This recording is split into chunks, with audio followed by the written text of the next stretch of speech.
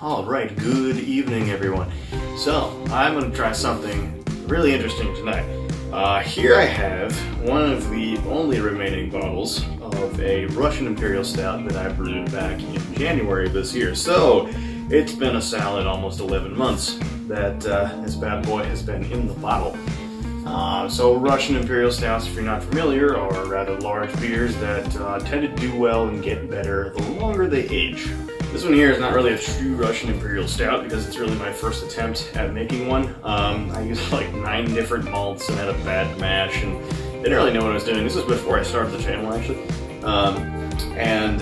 Ended up having an original gravity of 1.102, so really great potential, but me not really knowing too much about large beers actually underpitched it, so I ended up only putting in 1 packet of dry yeast and probably should have put in 2. So didn't quite get the flavors or the attenuation that I was looking for. I came down to like I think 1.03 something as a final gravity, which is really high. So not the best example of the style, but still it was, really big and flavorful, and it wasn't that bad. I mean, I enjoyed drinking it when I had it. Anyway, rambling aside, we're gonna try this 11 months later and see how it's changed.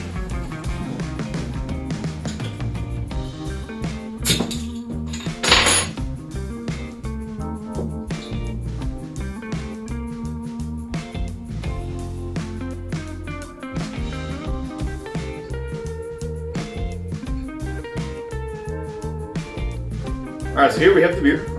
As you can see, it is jet black with a nice kind of brown head to it, so appearance-wise it's pretty solid. I'm getting some very strong toasty notes in the aroma. Lots of strong, deep kind of caramel smells. Very roasty smelling. We'll see how it turned out after not having had this beer for like several months.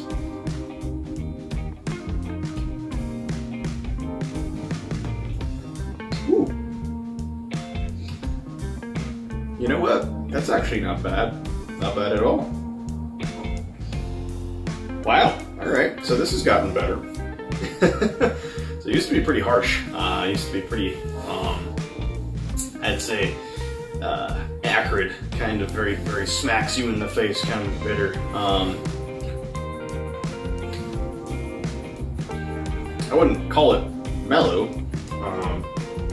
It's got a lot of alcohol like flavor, so that's a result of underpitching. I believe those are fusel alcohols. Really dark, roasty, but honestly, actually, the flavor is alcohol, aside.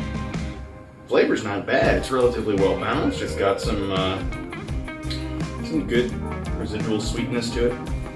You get that kind of roasted malt flavor as well. The backdrop of kind of a burnt flavor.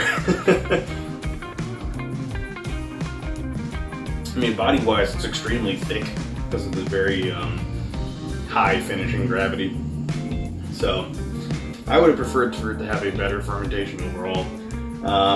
And honestly, I could have done a better job in the mash too, because we have such a thick body here.